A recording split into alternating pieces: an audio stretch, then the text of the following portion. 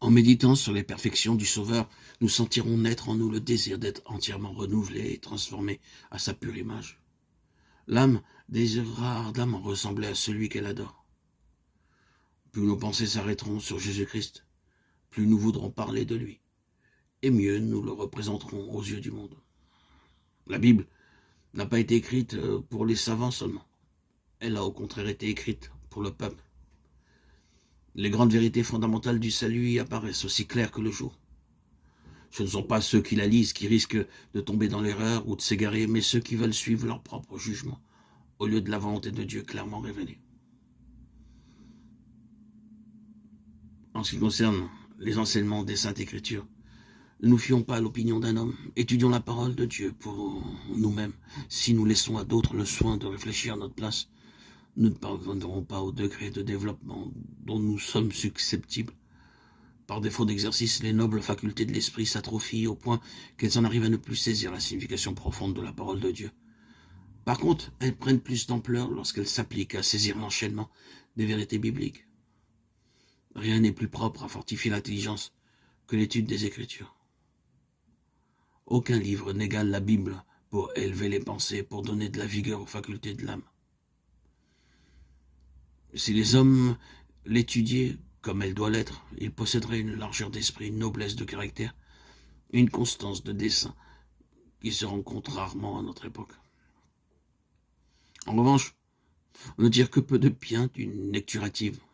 On peut lire la Bible tout entière sans en apercevoir les beautés et sans en comprendre la signification profonde qui reste cachée au lecteur superficiel. Un passage étudié et médité jusqu'à ce qu'on en ait bien saisi la signification et les rapports avec le plan du salut vaut mieux que la lecture de plusieurs chapitres faits sans but arrêté et sans qu'on en ait tiré aucun enseignement positif. Ayez toujours votre Bible avec vous. Lisez-la chaque fois que vous en avez l'occasion. Gravez-en les passages dans votre mémoire. Tout en marchant dans la rue, vous pouvez en lire un verset, le méditer, le fixer ainsi dans votre esprit.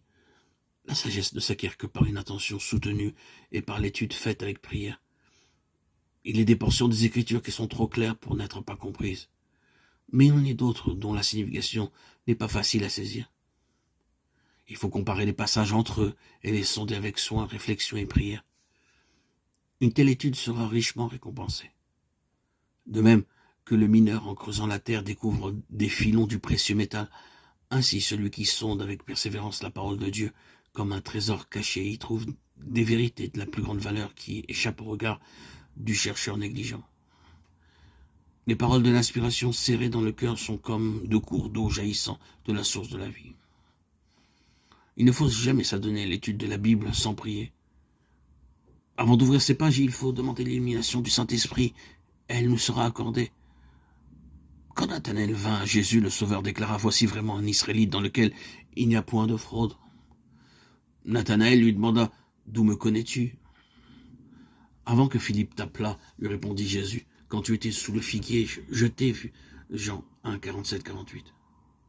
Jésus nous verra aussi en prière, dans le secret de notre chambre, lui demandant de nous révéler sa vérité.